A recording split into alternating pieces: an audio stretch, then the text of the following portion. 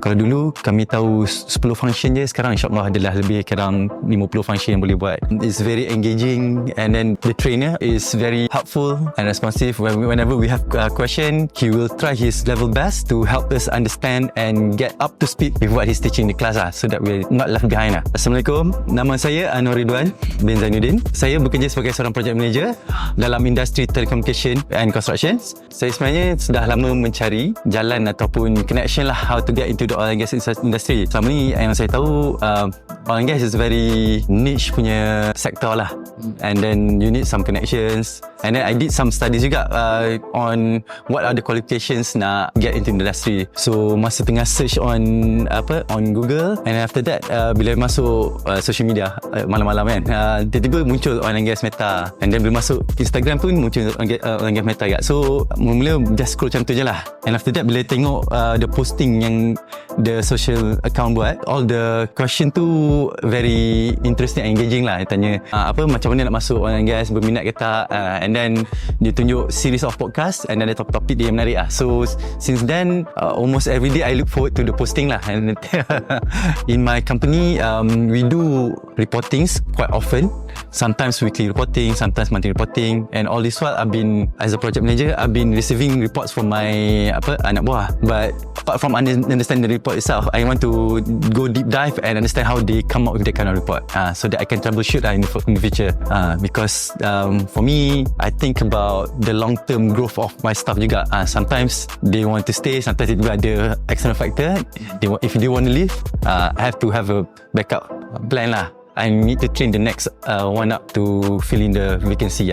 And then from the training I received in OGM today with the PowerBI, I think it's a very good training. It's very engaging, and then the trainer or the lecturer is very helpful and responsive. Whenever we have a question, he will try his level best to help us understand and get up to speed with what he's teaching in the class, so that we're not left behind. Before this, I joined mostly online classes, because even in my company juga dia buat online classes. So buat online classes, feel dia lain sikit dengan physical classes lah. Physical class, kalau you ada question, you can raise up your hand or ask people next to you. Kalau macam online class, sometimes if you get lost, you have to, you can raise your hand online, tapi sometimes the message yang you try to convey tu tak sampai to the trainer lah. I did my research and survey juga on the market, on the PowerBI classes. Mostly now people ada offer online classes, tapi I think physical classes very few lah. And then more than often, most of them are expensive, and then they only do during the weekdays, interfere with the working time lah. So having weekend classes and then at the designated time, it gives us more focus to learn. So from what I learned today dalam PowerBI class, now I know how to take the data from Excel database, and then complete into masuk dalam the PowerBI stuff and run the software, and to generate outputs such as the database, dashboards, and then how to do Power Query. Before this, I learned all this term Power Query whatever, tapi in application, I know in theory, tapi nak apply tu macam terkial lah.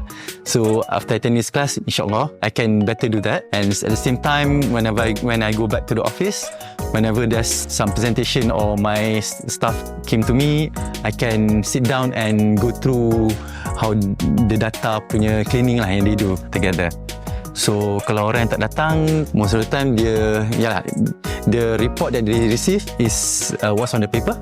So they don't know how to probe and ask more question lah to get the most out of the software. So now we know dia punya detail macam mana, dia punya selok-belok, and with the tips yang our instructor dah ajar kami, insyaAllah kami tahulah macam mana nak explore better. Kalau dulu kami tahu 10 function je, sekarang insyaAllah adalah lebih kurang 50 function yang boleh buat.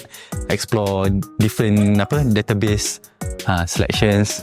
I think without the PowerBI knowledge, all this while, I think most people in industry will come out and prepare the dashboard reporting dalam guna Excel saja, which is time consuming. So with PowerBI, just plug in few files, much lesser steps to come up with that kind of the same output. So save more time, and then if you can arrange it properly, you can have a very nice dashboard lah. Work-life balance insyaAllah will be better and less stressful lah. Oil and gas meta terbaik.